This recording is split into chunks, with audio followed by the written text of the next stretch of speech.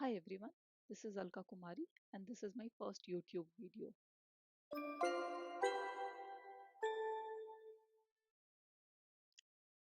A quick who am I? I am a recent master's graduate in computer science with over 8 years of prior experience. I'm starting this channel to share some tips and tricks I have found along the way and wish I had when I used to get stuck. My goal is to make sure that we all learn and grow together. Any comments and feedbacks are most welcome. So, today we would be diving into one of the most common data visualization techniques using one of the most common Python library, Matplotlib's histograms. We will visualize going through the documentation in parallel with particular focus in one section of the entire documentation, which you see on your screen. Let's see what it says. It talks about something called patches. What's a patch? It's a bar container or a list of a single polygon or list of such subjects. It doesn't make a lot of sense to me right now. We will dive into it a lot more in the video so that it starts making some sense to us. And we get to understand what are patches, what are polygons, and what exactly is a bar container.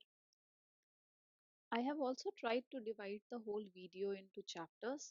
So if there is something which you are already familiar with, feel free to skip through the chapters and go to the part which you actually want to understand. Before we dive deep into coding, let's understand what exactly is a histogram and why do we love it so much in data visualization. Histogram is a chart which plots the frequency distribution of any data point. Simply put, it helps us see how many things fall into different groups, or you can say buckets or bins, based on their value. Now, the context of these values can be different as per the use case. For teachers, it can be judging the distribution of scores in her classroom. For a photographer, it can be helpful to understand the exposure in their snaps. Or for a company, it can help us to judge the income distribution of its employees. The possibilities with histograms are just endless. That being said, let's create a histogram and let's get our hands dirty. So here I have loaded a dataset, english.tsv. It is a collection of texts and it has some classifications based on whether or not it's a hate speech. But we will focus only on the collection of texts. We want to understand as of now that how many words are there in each sentence and in the whole data set, what is the general frequency of these words? Simply put, in general, how long are my texts? Okay, so let's create a histogram. I'll use plt.hist. Let's understand what's the first argument that it will take. It takes array or the sequence of arrays. In our case, it will be that it will be the count of words for every sentence. So for that, I will use df of text and then I will split the sentences into individual words and then take the count of that. I'll use lambda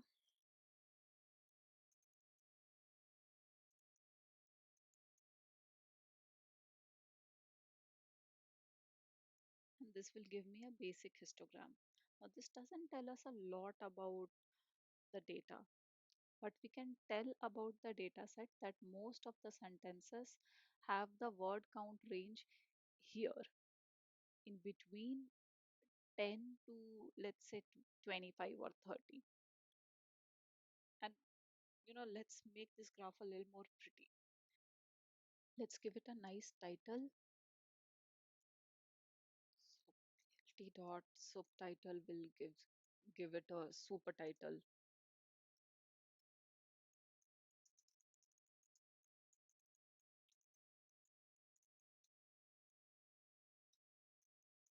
And I would like it to have a fixed size. So let me divide the whole thing in subplots where basically it will have only one image. So one row, one column, and I would like to have the fig size 1z. of length 10 and height 5. Also, also I think we can make it a little more granular. So we can add bins equals to 50. So let's see how it looks from here. Looks a little more better than before. Let me also change the color and let's see how it looks. Too dark. So let's set the alpha value. Alpha value basically sets the transparency of any thing which it is applied on. So when I'm taking alpha as 0.7, I'm asking it to be a little dimmer than usual. Yeah, looks better. I would also like it to have a little spacing between each other. So R width would set the width of this individual bars. So let me set R width at 0.9. Looks much better. The only thing which now I want it to have is that every particular bar should show me what exactly is the value of the individual bin. So what we see over here should be shown to me at the top of individual bars. Now that is something which is a little tricky to implement. Okay, let me shorten this documentation for the time being, and I would also increase the size so that you can see better. Moving on, I would also like this x-axis to be a little more granular. So that we can do by using xticks. So I can use plt.xticks, and then I know that this particular range is from 0 to somewhere around 90. So I can use numpy's a range to populate value from 0 to 90, having a step size of say 5. Let's see. Perfect. Let's remove these extra output which is coming here. We can do this by storing the value of the histogram in some variables. Now to do that, we need to understand what basically plt.histogram returns. So let's go to the documentation and see what the histogram returns. So the first return value is n, array or list of arrays, the values of a histogram bin. This is nothing but the frequency of sentences having the values between, let's say for this one bar, between 0 to 4. So we can name the first variable as frequency. Oops. Let's see what the second return value is. Bins, the edges of the bins. Length n bins plus 1, always a single array even when multiple data sets are passed in. So this basically returns the bin edges. So let's say for this particular bin, my bin edge would be somewhere around 2 to or 1 to 3. So for the first bin, it gives us the left edge, and for the last bin, it will be giving the right edge. And for rest of the bins, it returns us the left edge. So we can call it as bin edges. And now we come to the main part of the video, the third parameter, third output, which is patches. Now patches, what does it say? Bar container or list of single polygon or list of such objects. Container of individual artists used to create the histogram or list of such containers if there are multiple input data sets. Now this is where it gets a little interesting. What exactly is a polygon? Polygon can be any shape. It can be a line, it can be a hexagon, it can be a rectangle. Now in our case, polygon would be individual bars, individual shapes. So in our case, polygon would be a rectangle.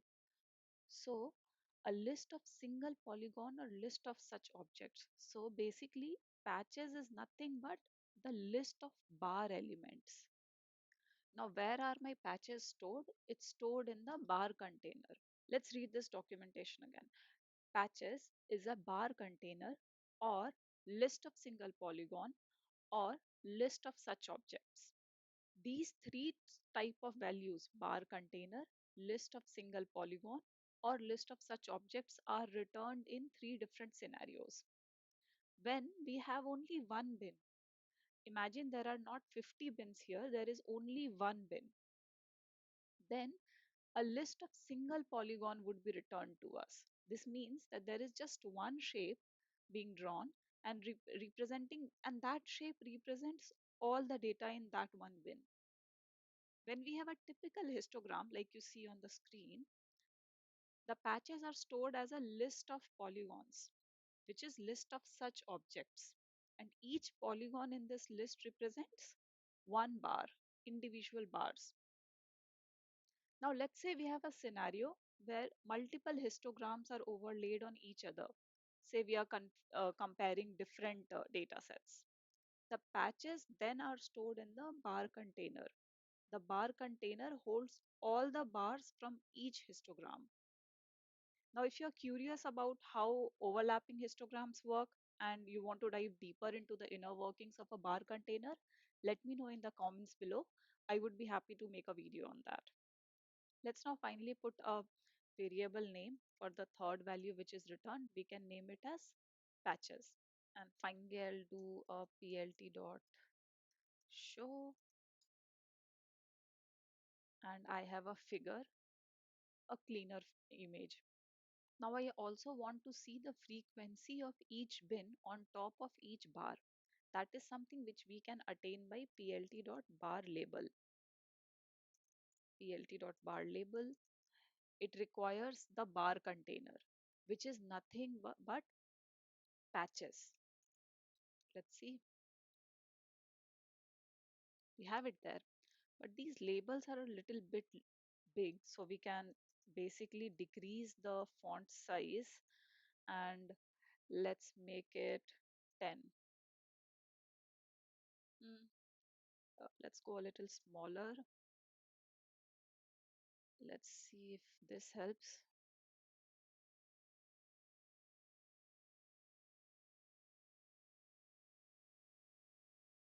Let's increase the size of the figure. Hmm, this is much better. So here we can see that we have our final histogram. Now let's see what happens when we change the type of histogram over here. Let's experiment on a different type of histogram as well. So the different type of histogram which is available is shown in his type. Yeah, here we are. His type can be of type bar, bar stacked, step, and step filled. Default is bar, which we just did. It's a traditional bar type histogram. If multiple data are given, the bars are arranged side by side. That's what we did. Bar stacked is a bar type histogram where multiple data are stacked on top of each other. That we can do in the next video if you're interested. Step generates a line plot that is default unfilled. This seems a little interesting. And let's see what happens when we change the his type from bar to step. So I will his type equals to step. Hmm, it fails. And there's a reason it fails. Let's see where is it failing. It fails in plt.bar label because list object has no attribute patches. This is basically happening because the patches we were using earlier have now turned into a polygon, which is just a fancy way of saying that it's now a line. Earlier, individual bars were individual objects. Now, this whole stretch of line is one object. So, that is the reason we see this error. If I just remove this plt.bar label, my code will run. So, what exactly is stored in patches now? It's the line object. So, if I go to histograms return, so instead of bar container, it's now a list of a single polygon. But I still want to see those frequencies which I was seeing for the bar.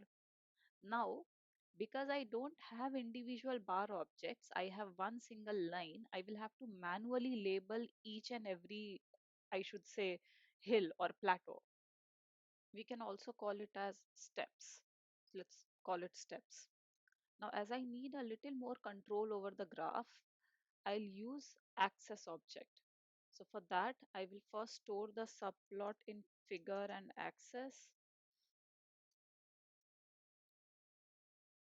and then I will use this super title code after this because I want it to be part of the subplot.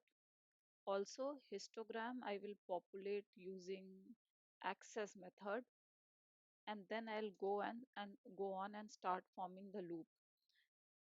Now, the loop should be written in a way that it iterates 50 times because I have 50 bins, right? So I will write a simple loop for I in range of 50. I could have written for I in 50, but I will write, but we should always try to make our code a little versatile. So length of frequency, I can take anything, frequency or bin edges, because everything is synonymous to whatever is the number of our bins.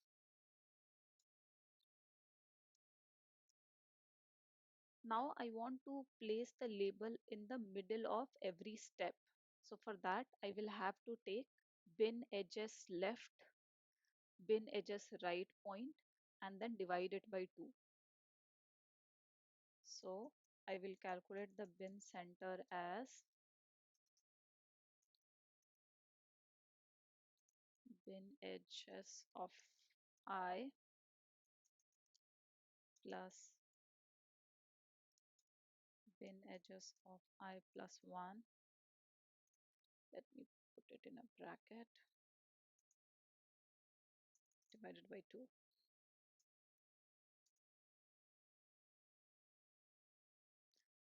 How will I actually put the text is by using ax.text. So I will use ax.text. It asks for the x coordinate. My x coordinate would be every bin center. So that will become bin center. Then it asks for y coordinate.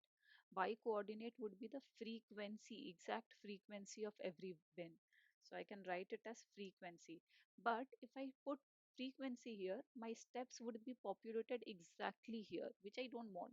For aesthetic purposes, I want my step or the label to be populated a little above this line. So I can make it as plus something, plus 5, any number of your choice.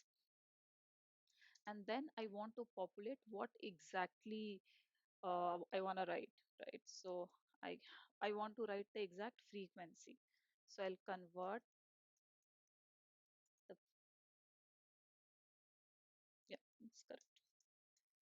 Frequency of I. I would take the frequency, convert it into integer. I'm just being safe over here, and then I'll convert it back into string. Now I'll do some text alignments over here. I'll make sure that it's populated in center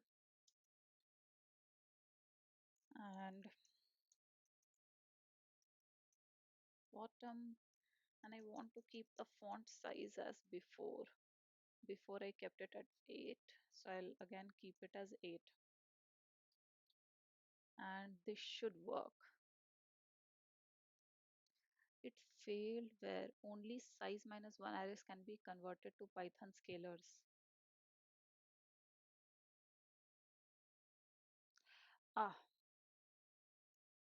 I understood the issue. I took frequency plus 5, but it should be frequency of I. I cannot have a whole array and add 5 to it.